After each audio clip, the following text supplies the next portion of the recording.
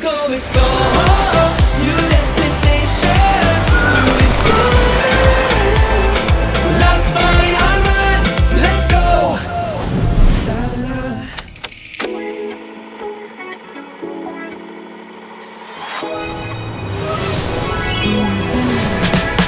Buenos dias, Zamboanga e Philippines! What's up? This is Arman Cruz and we're here right now in our second episode.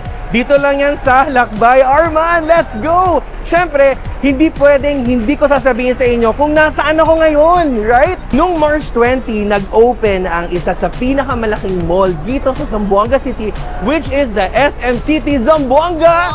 Yan din, guys, ang dami-daming tao. And hindi ko alam kung paano ko gagawin tong episode natin, but we're gonna roam around. We're gonna show you the different shops that we have. And syempre, maghihila tayo ng mga tao. But before that, remember that SM City Zamboanga is 91,000 square meters. Ganun siya kalaki. And it is the second biggest mall here in Mindanao and in Zamboanga City. At syempre, hindi pwedeng hindi. Meron din tayong anamorphic LED wall na nasa baba right now sa entire mall, and maraming iba pang mga scenic. At samahan nyo ako ikutin ang SM City Zamboanga. Dito lang yan sa Lakbay Arman. Let's go!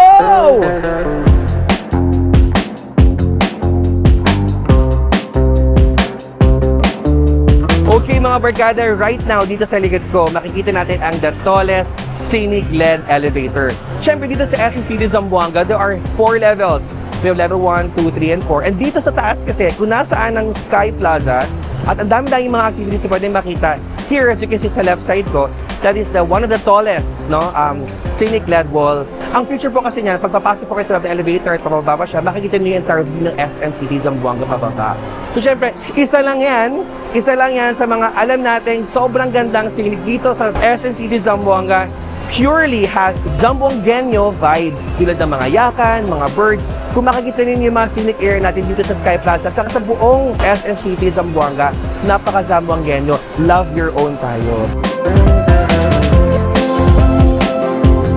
Siyempre, hindi talaga mawawala ang mga malls pagdating sa ating mga loved ones, tulad ng ating mga pets. And syempre kasi sa Pilipinas at saka sa buong mundo, hindi lang talaga kasi ang tawag sa kanila pets. They are family members as well. Dito sa SM City Zamboanga, sa likod ko, makikita natin ang isa sa mga pop park kung saan welcome ang ating mga loved ones, yung ating mga dogs, mga cats, mga pets. And syempre, hindi lang actually sa loob ng SM City Zamboanga pop park, kundi sa entire mall. So samahan niyo ako, let's see what they're doing inside and what our loved ones, our pets, are actually having fun inside. Samahan niyo ako, guys. Let's go. Come on.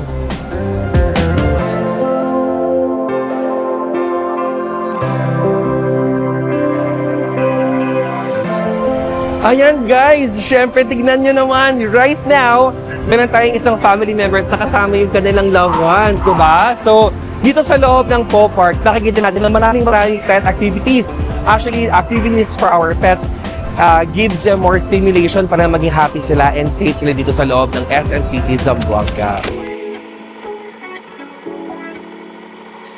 And with me here is Ma'am Rhea. Hello po, Ma'am. Hello po. How are you po? I'm good po. Ayan. So, actually, si Ma'am Rhea is one of the proud owner of a fur baby. So, Ma'am, tanong ko lang po, what's it like na to have a mall like the SM Zamboanga na welcome po yung ating mga fur babies sa SM? Napaka-convenient po para sa mga like me po, may mga pets na madala po yung mga fur babies po nila sa mall. Like, Yun, mapasyal. oo, tama. So, Ma'am Rhea, would you like to invite some of your friends and other Zamboangueños to invite them to come visit Zamboanga? Kasi lalo-lalo na yung ating mga parents na merong fur babies. Hi! Punta kayo dito sa SM. May pet park na pet friendly for dogs. Ayan, maraming salamat, Ma'am Rhea. Thank you so much po. Please keep safe and God bless po. Thank you.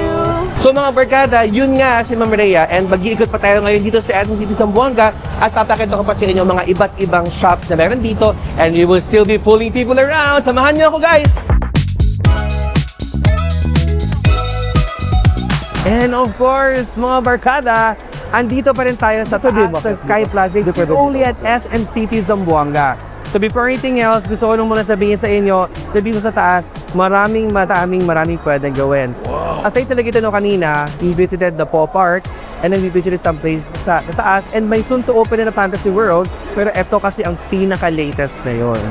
Here, sa taas ng Sky Plaza, ay meron tayong recreational activity na alam kong magugustuhan ng mga sports enthusiasts. So samahan niyo ako kasi may nakita akong friend dito ngayon naglalaro ng golf, di ba? So let's go!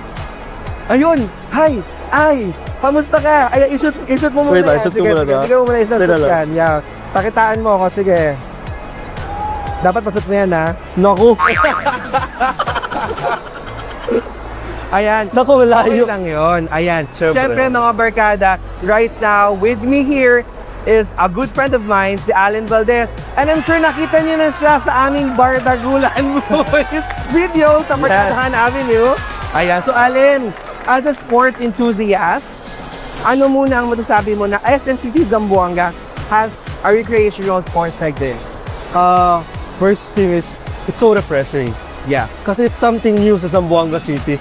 Kasi before, wala naman tayong ganito, di ba, dito sa Tama. Zamboanga City. So ngayon, lalo na sa mga parents natin, so lahat ng anak nila pwede nilang iwan dito. Tama, Habang namimili ng mga kailangan, so pwede muna dito sila maglaro. Tama. And mga also, barkada. hindi lang siya, para lang maglaro. It's recreational activities. Yes. It's sports. Yes. So, mas nagiging energetic yung mga bata dito dahil nagagamit nila yung kanilang, daily activities na. Tama. So mga barkada, ese de ustedes mga esposa ali, ay kagkere-kere man shopping, ay kagkumpra alya, el mga novio de ustedes, cansado ya, you guys can come here and just play. Now, before playing, ayan, Allen, thank you so much muna, Allen, ha? Laro ka muna dyan at bibigyan lang ako ng konti info sa ating app. Siyempre, mga bibere dyan sa Zamboanga, before you guys can come here and play, you have to download a certain app named SM Mall Online App. Okay? Dito yan siya available sa Android and iOS, and you only need that. Yun lang ang kailangan nyo para makadalo kayo dito sa recreational area natin. Dito only at SM City Zamboanga.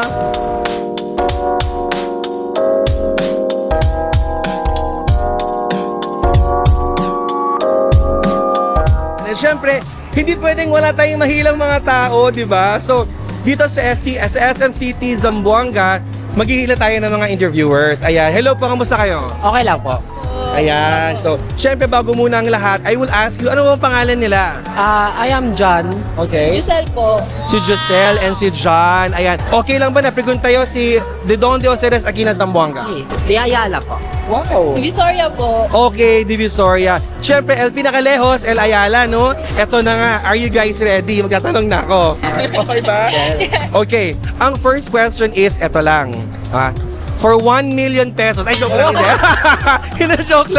hindi. Joke lang, ayan. Ang first question natin, ano po ang masasabi ninyo, ano ang parang happy experience nyo nung alam yung bubukas yung SM City Zamboanga? Masaya po kasi may bago na po tayong maggala po and like mga coffee and mga new store po. Tama. Ikaw naman, Giselle. Yun po, sinabi niya may bago kaming galaan, saan kami magpunta and may banding na naman kami po. Tama. So, syempre, dito sa Zamboanga kasi, this is the second SM City Mall, di ba? So, ano ang favorite shop nyo na nag-open dito sa SM City Zamboanga? Doon po sa Popper po kung saan po, pwede na po natin silang igala yung mga aso po natin.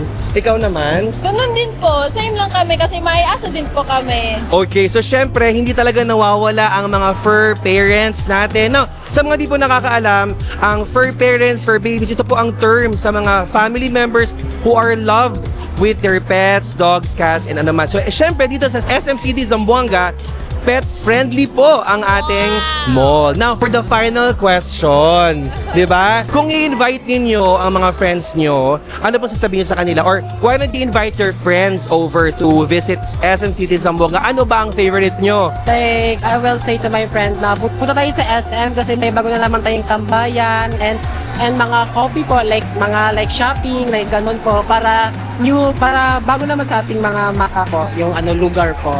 Ikaw naman? Yun po, dalhin po natin yung mga pamilya natin, magsine tayo, magbanding, yan yun po. Madami pa tayong gawin. Anyway, maraming salamat.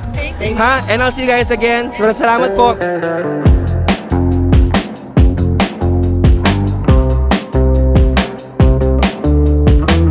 And maraming salamat muna sa lahat ng mga sumusubaybay.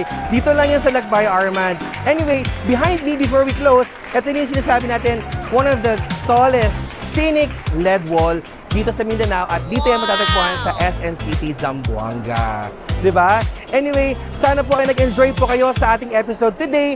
This is actually our third day na dito sa SN City, Zamboanga. And sana po nag-enjoy kayo with my friends, of course. And magkita-kita tayo ulit sa next episode ng Lakbay Arman. This is Arman Cruz, your host here at Lakbay Arman. See you guys again next time! Sama ka na